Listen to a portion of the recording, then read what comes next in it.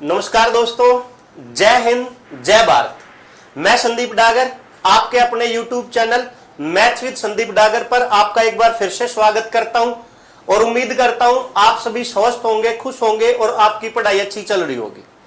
और सबसे पहले आज के इस पर्व त्योहार पर, रक्षाबंधन का जो त्योहार है, भाई बहन का जो प्यार है, उसकी मेरी तरफ से आप सभी को हार्दिक शुभकामनाएं। ये भाई बहन का जो प्रेम है ये यूं ही बना रहे और यूं ही चलता रहे। और दोस्तों, जितने भी भाई बहन मेरी इस वीडियो को देख रहे हैं, मैं उन सबसे एक रिक्वेस्ट करना चाहता हूं कि आप सभी भाई बहन एक दूसरे से प्रॉमिस करें, वादा करें कि नेक्स्ट ईयर जब ये आपका त्योहार आए तब तक आप एक दृढ़ निश्चय के साथ तैयारी करें और अपनी मंजिल को प्राप्त करें।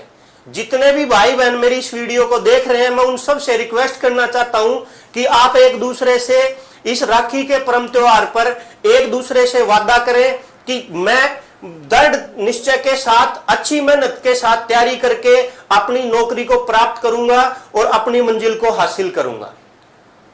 अभी कोरोना के कारण कुछ चीजें डिस्टर्ब हुई है दोस्तों, लेकिन थोड़े दिन बाद सब चीजें नॉर्मल हो जाएंगी और आपके एग्जाम भी वैसे ही चलने लगेंगे जो पहले चल रहे थे।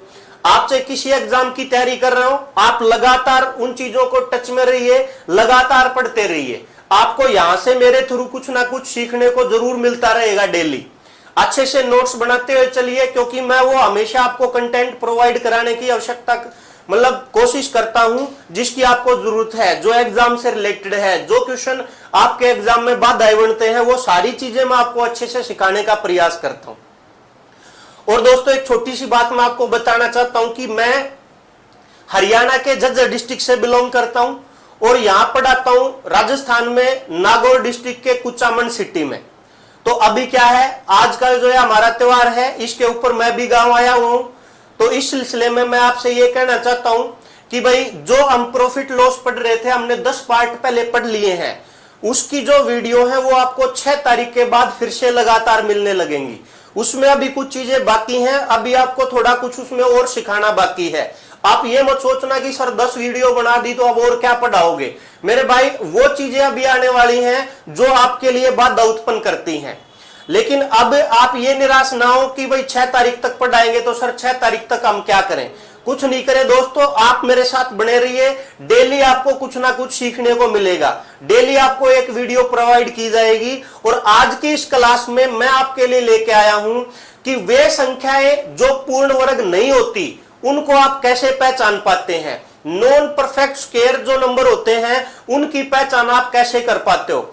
रेलवे, चाहे मैं एनटीपीसी की बात करूं, चाहे मैं डी ग्रुप की बात करूं, रेलवे के पिछली बार जो एग्जाम हुए थे, हर एग्जाम में मिनिमम एक क्वेश्चन तो था ही ऐसा। कई कई एग्जाम में 2 क्वेश्चन भी ऐसे डाले गए थे। आप चाहे एसएससी की तैयारी करते हो, रेलवे की करते हो, बैंकिंग के करते हो, अदर स्टेट गवर्नमेंट के एग्जाम की करते हो, चाहे आप किसी भी एग्जाम की तैयारी कर रहे हो, आपके लिए ये वीडियो यूजफुल रहने वाला है। तो चलिए अब शुरुआत करते हैं अब आज के इस सेशन की। अब सुनिए दोस्तों अच्छे से। दोस्तों, मैंने क्या कहा, मैंने ये कहा कि आज की जो अपनी क्लास है वो उस चीज पे है कि जो संख्याएं पूर्ण वर्ग नहीं होती, उनकी पहचान आप कैसे कर पाओगे। मैं आपको 7 से 8 वो पॉइंट बताने वाला हूं जिनको अगर आपने सीख लिया तो एग्जाम में चाहे कैसा भी नंबर आ जाए, आप 2 सेकंड के अंदर ऑप्शन के थ्रू उन चीजों को आसानी से पहचान पाओगे जो नॉन परफेक्ट स्क्वायर नंबर होते हैं। चलिए दोस्तों, ज्यादा टाइम ना गवाते हुए शुरुआत करते हैं अपने इस क्लास की। ध्यान से सुने दोस्तों, मैंने क्या कहा, आज हम ये सीखने वाले हैं कि जो पूर्ण वर्ग संख्या होती है, आज मैं आपको यह बताने वाला हूं कि पूर्ण वर्ग संख्या है या नहीं है, उसकी पहचान कैसे करेंगे। पूर्ण वर्ग संख्याओं में जो संख्याएं पूर्ण वर्ग नहीं होती, मैंने कहा जो संख्याएं पूर्ण वर्ग नहीं होती, उनकी पहचान आप सेकंडों में कैसे कर पाएंगे। आज की क्लास में हम ये चीज सीखने वाले हैं। चलिए दोस्तों, अब हम शुरुआत करते हैं पॉइंट नंबर 1 से। पहला पॉइंट क्या है, ध्यान से सुनो। पहला पॉइंट है दोस्तों कि अगर किसी संख्या का इकाई अंक 2 आता है, 3 आता है, 7 आता है और 8 आता है, तो वो संख्या कभी पूर्ण वर्ग संख्या नहीं होगी। मैंने क्या कहा, यदि किसी संख्या के इकाई अंक में 2 लिखा हुआ दिखाई दे, 3 लिखा हुआ दिखाई दे, 7 लिखा हुआ दिखाई दे, 8 लिखा हुआ दिखाई दे, ये अंक अगर इकाई अंक के स्थान पर आते हैं तो चाहे कैसा भी नंबर लिखा हुआ हो, वो संख्या कभी पूर्ण वर्ग नहीं होगी। जैसे एग्जाम में आपको ऐसे क्वेश्चन देगा कि निम्नलिखित में से कौन सी पूर्ण वर्ग संख्या है। मैंने क्या कहा दोस्तों, निम्नलिखित में से कौन सी पूर्ण वर्ग संख्या है। जैसे कोई भी नंबर दे देगा, आपका लाखों की संख्या आपको देगा। जैसे मान लिया सपोज करो ये 4 ऑप्शन आपको दिए और आपसे ये पूछ लिया कि भाई ये बताओ निम्नलिखित में से कौन सी पूर्ण वर्ग संख्या है। अगर इन चारों में से कोई एक अगर पूर्ण वर्ग संख्या है तो इसका मतलब 3 ऐसी संख्याएं जो पूर्ण वर्ग नहीं है। तो आपके पास एग्जाम में इतना टाइम नहीं होता कि आप उन चीजों को निकाल के सोल्व करके देख पाओ। आपको कुछ पॉइंट याद रखने होते हैं जिनके थ्रू आप ऐसी चीजें पहचान पाते हैं। तो पहला पॉइंट मैंने आपको बताया है कि भाई जिन संख्याओं के इकाई अंक पर 2 आता है, 3 आता है, 7 आता है, 8 आता है, वो संख्याएं कभी पूर्ण वर्ग संख्या नहीं होंगी। यहां पे बताओ ए जो ऑप्शन है उसका इकाई अंक कितना आया, आप बोलोगे सर 8 आया, तो मेरे भाई ये संख्या पूर्ण वर्ग नहीं है। इसका इकाई अंक कितना आया, आप बोलोगे सर 7 आया, तो मेरे भाई ये भी पूर्ण वर्ग नहीं है। इसका इकाई अंक कितना आया, आप बोलोगे सर 2 आया, तो ये भी पूर्ण वर्ग नहीं है। अब 4 ऑप्शन में से मैंने 3 संख्या वो निकाल दी जो पूर्ण वर्ग नहीं है, तो आपने बी ऑप्शन को आंसर लगा देना है। आपका आंसर एक ही हो सकता है, बी। समझ पाए आप? पहला पॉइंट क्लियर है कि जब भी किसी संख्या का इकाई अंक 2, 3, 7 और 8 आता है तो वो संख्याएं कभी पूर्ण वर्ग नहीं होगी। चलिए दोस्तों, अब मैं बात करता हूं पॉइंट नंबर 2 की। पॉइंट नंबर 2 आपने क्या ध्यान में रखना है, ध्यान से सुनो। अगर किसी संख्या का इकाई अंक 5 आता है तो आप हमेशा ध्यान रखें 5 के बाद जो दाई का अंक आता है, 10th प्लेस पे जो अंक आता है, वो हमेशा और हमेशा 2 रहेगा, 2 के अलावा कोई भी नहीं रहेगा। मैंने क्या कहा कि भाई जब भी किसी संख्या का इकाई अंक 5 आएगा तो 5 के बाद आने वाला दाई का जो अंक है वो 2 आएगा, 2 के अलावा कुछ नहीं आएगा। अगर मैं कहता हूं कि जैसे मान लिया आपको 4 ऑप्शन देके ये पूछ ले कि भाई निम्नलिखित में से कौन सी पूर्ण वर्ग संख्या है, और मान लिया सपोज करो ये आपको ऑप्शन दे देता है, पहला ऑप्शन ये है, दूसरा ऑप्शन ये है, तीसरा ऑप्शन ये है, चौथा ऑप्शन ये है।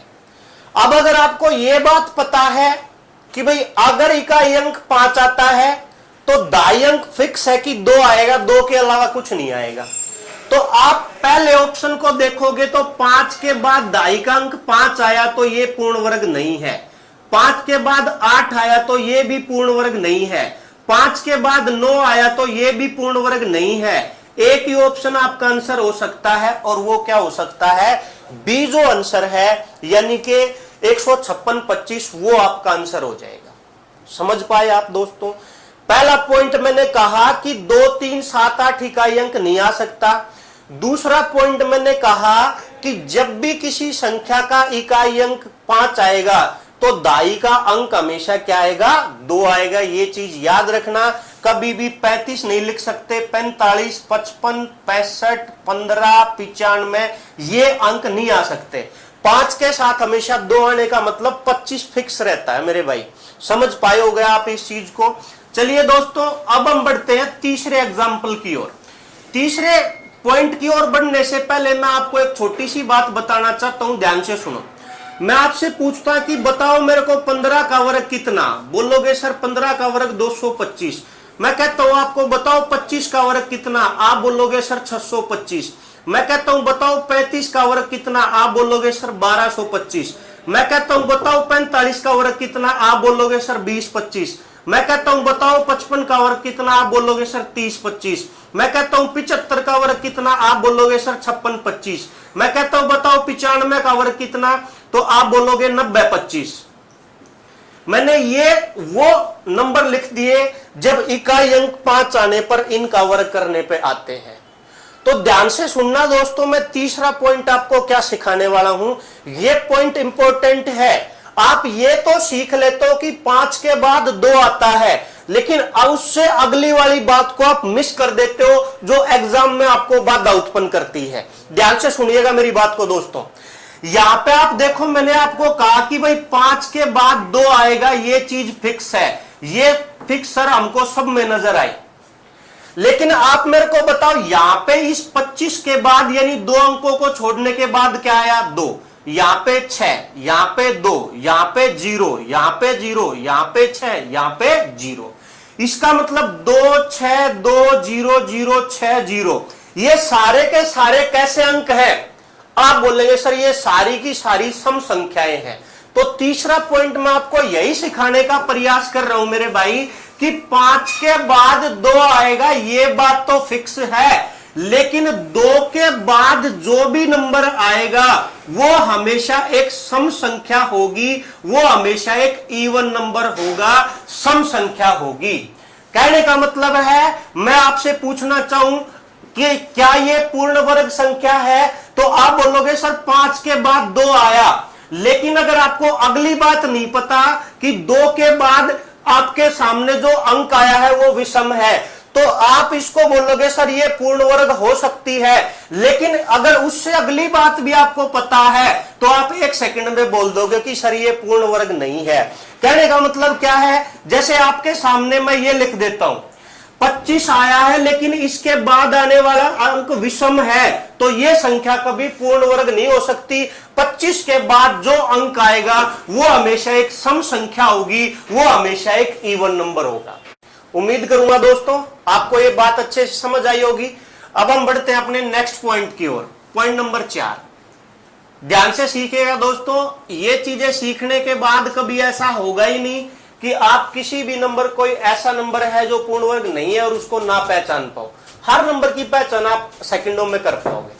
चलिए ध्यान से सुनिए दोस्तों, चौथा पॉइंट क्या है, मैं ये कहता हूं कि अगर किसी संख्या के अंत में शून्य आती है यानी 0 आता है, शून्य जब भी आएंगी वो हमेशा सम अंकों के रूप में आएंगी। सम अंकों का मतलब मेरा क्या है, या तो लास्ट में 2 0 आएंगी, या 4 आएंगी, या 6 आएंगी, या 8 आएंगी, 10 12 14 इन्फिनिटी तक हमेशा सम अंकों के रूप में आएंगी। अगर कभी विषम अंकों के रूप में आ जाए तो समझ जाना कि वो पूर्ण वर्ग नहीं है। मैंने क्या कहा कि लास्ट में शून्य अगर विषम अंकों के रूप में आती है तो आप समझ जाना कि वो संख्या पूर्ण वर्ग नहीं है। मैं कहता हूं दोस्तों, जैसे एक नंबर मैंने लिख दिया 144, बताओ ये क्या पूर्ण वर्ग है? आप बोलोगे सर है। अगर इसमें 1 0 लगाता हूं, फिर मैं इसमें 2 0 लगाता हूं, फिर मैं इसमें 3 0 लगाता हूं, फिर मैं इसमें 4 0 लगाता हूं, फिर मैं इसमें 5 0 लगाता हूं, तो यहां से अगर मैं फिर आपसे पूछूं कि बताओ इनमें से कौन सी पूर्ण वर्ग है और कौन सी नहीं है, तो यहाँ पे सिंगल 0 आई है, पूर्ण वर्ग नहीं है। यहाँ पे 2 0 आई है, पूर्ण वर्ग है। यहाँ पे 3 आई है, नहीं है। 4 आई है, 5 आई है, नहीं है। 6 आएगी तो होंगी, 7 आएंगी तो नहीं होंगी। कहने का मतलब समझ पाए आप? अगर लास्ट में शून्य विषम अंकों के रूप में आ जाए, 1 आ जाए, 3 आ जाए, 5 आ जाए, 7 आ जाए, इन्फिनिटी तक विषम अंकों के रूप में आ जाए, तो वो संख्या कभी पूर्ण वर्ग नहीं होगी। चलिए दोस्तों, 5वां पॉइंट डिस्कस करते हैं हम, ध्यान से सुनिएगा। 5वां पॉइंट ये है दोस्तों कि अगर प्रश्न में दशमलव के बाद यानी कि पॉइंट के बाद विषम अंक आते हैं, विषम अंकों से मतलब मेरा ये नहीं है कि 3 आ गया 5 आ गया, मतलब ध्यान से सुनो, मैं कहता हूं कि भाई 0.123, सॉरी मैं वही एग्जांपल लेता हूं, जैसे मैंने लिख दिया 144, 144। अब ध्यान से सुनना, अब 144 को मैं अलग अलग तरीके से अगर आपके सामने लिखना चाहूं और पूछना चाहूं कि ये पूर्ण वर्ग है कि नहीं, चलो मैं पहले एग्जांपल में यहां पॉइंट लगाता हूं, अगले में मैं यहां पॉइंट लगाता हूं, अगले में मैं यहां पॉइंट लगा देता हूं, अगले में मैं क्या करता हूं, यहां पॉइंट लगा देता हूं। अब मैं आपसे पूछता हूं, बताओ इनमें से कौन सी संख्या पूर्ण वर्ग है और कौन सी संख्या पूर्ण वर्ग नहीं है। तो यहां से देखो, आप यहां पॉइंट के बाद कितने अंक हैं, आप बोलोगे सर 1 है, तो ये पूर्ण वर्ग नहीं है। यहां पे पॉइंट के बाद कितने अंक हैं, 2, तो इसका मतलब पूर्ण वर्ग है। यहां पे कितने हैं, 3, तो इसका मतलब पूर्ण वर्ग नहीं है। यहां पे कितने हैं, 5, तो इसका मतलब पूर्ण वर्ग नहीं है। अगर पॉइंट के बाद 1, 3, 5, 7 अंक आते हैं तो ऐसी संख्या कभी पूर्ण वर्ग संख्या नहीं होगी। एक बार मैं रिपीट करता हूं दोस्तों, 5 पॉइंट अभी हमने क्या क्या सीखे हैं। पहला पॉइंट मैंने आपको बताया कि 2, 3, 7, 8 आए तो कभी पूर्ण वर्ग नहीं होगी। दूसरा पॉइंट बताया कि 5 के बाद आने वाला अंक हमेशा 2 होगा। तीसरा बताया कि 5 के बाद तो 2 आएगा ही आएगा, लेकिन 2 के बाद आने वाला अंक भी सम होना चाहिए। चौथा पॉइंट बताया कि 0 हमेशा आएंगे, या तो 2 या 4 या 6, इस तरह से। अगर 1, 3, 5, 7 की तरह से आती है तो पूर्ण वर्ग नहीं होगी। विषम के बाद विषम अंक आते, दशमलव के बाद विषम अंक आते 1, 3, 5, 7, तो ऐसी संख्या भी पूर्ण वर्ग नहीं होती। चलिए अब हम बढ़ते हैं छठे पॉइंट की ओर। आप ध्यान से सुनिएगा दोस्तों, छठा पॉइंट 6 से ही रिलेटेड है। अगर किसी संख्या का इकाई अंक 6 है तो उसका दाई अंक हमेशा विषम होना चाहिए। अगर विषम है तो पूर्ण वर्ग नहीं है, पूर्ण वर्ग है। अगर सम है तो वो पूर्ण वर्ग नहीं है। मैं क्या कहता हूं दोस्तों, ध्यान से सुने। मैं आपसे पूछता हूं, बताओ 6 का वर्ग कितना, आप बोलोगे सर 36। मैं पूछता हूं 4 का वर्ग कितना, आप बोलोगे सर 16। मैं पूछता हूं 14 का वर्ग कितना, 196। 24 का वर्ग कितना, 576। मैं आपसे पूछता हूं कि भाई 26 का वर्ग कितना, आप बोलोगे सर 676। अब आप मेरे को बताओ इन सब के लास्ट में क्या है, आप बोलोगे सर 6 है। अब 6 के बाद में जो चीजें आई हैं, आप मेरे को बताओ 6 के बाद आने वाला अंक कैसा है, आप बोलोगे सर ये 6 के बाद जितने भी अंक आए हैं ये सारे के सारे विषम हैं। तो इसका मतलब ये है कि विषम अंक अगर आता है 6 के बाद तो वो पूर्ण वर्ग होती है, और 6 के बाद अगर समअंक आ जाए तो इसका मतलब वो पूर्ण वर्ग नहीं है। समझ पाए आप? एग्जाम्पल से समझाता हूं दोस्तों, ध्यान से सुनिएगा। जैसे मैं आपके सामने 3-4 एग्जाम्पल लिख देता हूं।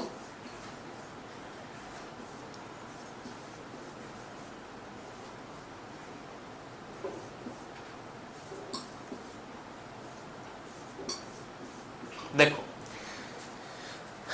आप बताओ इस संख्या का इकाई अंक कितना, 6। 6 के बाद सम आया, पूर्ण वर्ग नहीं है। सम आया नहीं है, सम आया नहीं है, सम आया नहीं है। मैं लिख देता दोस्तों, मान लिया 576 है। 6 के बाद कैसा आया, विषम। इकाई अंक के बाद दाई अंक अगर विषम आता है तो वो पूर्ण वर्ग होती है 6 के केस में। अगर 6 के बाद सम अंक आता है दाई अंक तो पूर्ण वर्ग नहीं होती। याद रखिएगा दोस्तों। चलिए अब हम बढ़ते हैं अपने नेक्स्ट पॉइंट की ओर, पॉइंट नंबर 7। दोस्तों पॉइंट नंबर 7 में क्या है कि 6 के अलावा जितने भी अंक बच जाते हैं जो किसी संख्या का इकाई अंक होते हैं, उनके बाद हमेशा अंक जो आएगा वो सम आएगा। अगर उनके बाद विषम आया तो वो पूर्ण वर्ग नहीं होगी। मैंने कहा कि 6 के बाद, सॉरी 6 के अलावा जितने भी अंक होते हैं वो अगर किसी संख्या का इकाई अंक है और उनके बाद अगर विषम अंक आ जाए दाई के अंक के रूप में, तो वो संख्या कभी पूर्ण वर्ग नहीं होगी। कहने का मतलब क्या है, ध्यान से सुनिएगा। जैसे एक, मान लिया कोई नंबर था और उसका इकाई अंक आ गया 1, तो यहां पे अगर 1 ही लिख दूं मैं, या 3 लिख दूं मैं, या 5 लिखूं मैं, या 7 लिखूं मैं, या 9 लिखूं मैं, तो ये संख्या कभी पूर्ण वर्ग नहीं हो सकती। मैं कहता हूं कि यहां पे सपोज करो मान लिया आया 9, तो 9 के बाद आने वाला अंक, 9 के बाद आने वाला जो अंक होगा दोस्तों, वो जो, जैसे मैं क्या कहता हूं, ध्यान से सुने, 1 आया, 3 आया, 5 आया, 7 आया, 9 आया, तो ऐसी संख्या कभी पूर्ण वर्ग नहीं हो सकती। कहने का मतलब क्या है कि अगर 6 के अलावा कोई भी नंबर किसी संख्या का इकाई अंक है, 6 के अलावा कोई भी है, जैसे जो जो पूर्ण वर्ग के होते हैं, जैसे 1 होता है, 4 होता है, 6 होता है, 9 होता है, तो अगर उसके बाद दाई अंक अगर विषम है तो वो पूर्ण वर्ग नहीं होगी, अगर सम है तो हो सकती है। अगर मैं यहां पे 1 की जगह 2 लिख देता तो मैं कह सकता था कि यह संख्या किसी संख्या का पूर्ण वर्ग हो सकती है, लेकिन 2 की जगह अगर मैं 3 लिख दूं तो नहीं हो सकती, 5 नहीं हो सकती, 7 नहीं हो सकती, 9 नहीं हो सकती। समझ गए होगे दोस्तों। चलिए 7 पॉइंट हमने क्लियर कर लिए हैं। अब हम बढ़ते हैं दोस्तों अपने अगले पॉइंट की ओर। Point number 8। पॉइंट नंबर 8 क्या है दोस्तों, ध्यान से सुने। कोई भी संख्या अगर पूर्ण वर्ग संख्या होती है तो उसके अंतिम 2 अंक वही होते हैं जो 1 से 24 तक की संख्याओं का वर्ग करने पर आते हैं। मैंने क्या कहा, कोई भी संख्या अगर पूर्ण वर्ग संख्या है, चाहे कितनी बड़ी भी वो संख्या लिख दे, तो उसके अंतिम 2 अंक आपको हमेशा वही मिलेंगे जो 1 से 24 तक की संख्याओं का वर्ग करने पर आते हैं। और 1 से 24 तक के वर्ग तो आपको याद होते ही हैं। कहने का मतलब क्या है, ध्यान से सुनो। जैसे मैं कहता हूं 1 का वर्ग 1, 2 का वर्ग होता है 4, 3 का वर्ग होता है 9, 4 का वर्ग 16, 5 का वर्ग 25, इस तरह से बढ़ते हुए क्रम में मैं यहां लिख देता हूं, जैसे 19 का वर्ग 361, 20 का वर्ग 400, 21 का वर्ग 441, 22 का वर्ग 484, 23 का वर्ग 529 और भाई 24 का वर्ग 576। कहने का मतलब क्या है, कोई भी नंबर अगर पूर्ण वर्ग होता है तो उसके लास्ट में वही 2 अंक लिखे हुए होते हैं जो 1 से 24 तक की संख्याओं पे आते हैं। अगर ये अंक आपको कहीं पे नजर नहीं आए, जैसे 01, 04, 09, ये अंक अगर कहीं पे नहीं आए तो आप समझ जाना कि भाई वो संख्या कभी पूर्ण वर्ग नहीं हो सकती। जैसे कहने का मतलब ये है, आपके सामने मैं लिख दूं 4, 8, 5, 4, 6, लास्ट में है दोस्तों 46। आप बताओ क्या 46 1 से 24 तक की संख्याओं के वर्गों पे आ सकता है? आप बोलोगे सर 1 से 24 तक 46 कहीं नहीं आता, तो यह संख्या पूर्ण वर्ग नहीं होगी। अगर मैं लिखता हूं कि भाई कोई नंबर लिखा हुआ है और उसके लास्ट में लिख दिया मैंने 76, आप बताओ क्या 76 1 से 24 तक की पूर्ण वर्ग संख्याओं पे आता है? आप बोलोगे सर आता है। 576 24 का वर्ग होता है और 76 लास्ट में आता है 76, तो इसका मतलब ये नंबर किसी ना किसी संख्या का वर्ग हो सकता है। लेकिन सपोज करो इस 76 को ही मैं 86 कर देता, तो क्या 86 कहीं पे आता है? आप बोलोगे सर नहीं आता है, तो यह संख्या कभी पूर्ण वर्ग नहीं हो। समझ पाया? उम्मीद करता हूं दोस्तों ये बात आपको अच्छे से समझ आई होगी कि जो भी नंबर होते हैं 1 से 24 तक की संख्याओं के वर्गों के अंतिम 2 नंबर, वही कोई भी संख्या हो उसके लास्ट में वही नंबर मिलेंगे, उसके अलावा कोई नहीं मिलेगा। उसके अलावा अगर मिले तो समझ जाना वो पूर्ण वर्ग है ही नहीं। समझ गया? अब हम डिस्कस करते हैं दोस्तों पॉइंट नंबर 9। ध्यान से सुनिएगा। एक होता है डिजिटल सम। डिजिटल सम मतलब, ध्यान से सुनो, अंकों का योग, अंकीय योग कह सकते हो आप। अगर किसी संख्या का डिजिटल सम, अंकीय योग 2 आता है, 3 आता है, 5 आता है, 6 आता है और 8 आता है, तो वो संख्या कभी पूर्ण वर्ग नहीं होगी। मैं बताऊंगा अभी ये है क्या, पहले आप मेरी बात को गौर से सुने। डिजिटल सम यानी अंकीय योग अगर 2, 3, 5, 8 आ जाए तो वो संख्या कभी पूर्ण वर्ग नहीं मिलेगी। ध्यान से सुनना। कहने का मतलब क्या है, जैसे मैं कहता हूं कि भाई मैंने लिख दिया 529, तो पहले आप ये सीखो कि अंकीय योग का मतलब क्या है। अंकीय योग का मतलब है आप अंकों को जब तक जोड़ते जाओ जब तक वो एक अंक में चेंज ना हो जाए। कहने का मतलब है 5 में 2 जोड़ोगे तो कितना 7, 7 में 9 जोड़ोगे तो कितना 16।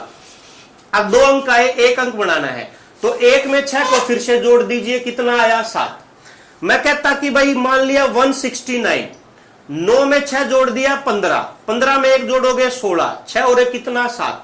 मैं कहता हूं कि भाई मान लिया 441, 4 4 8 और 1 9 आया।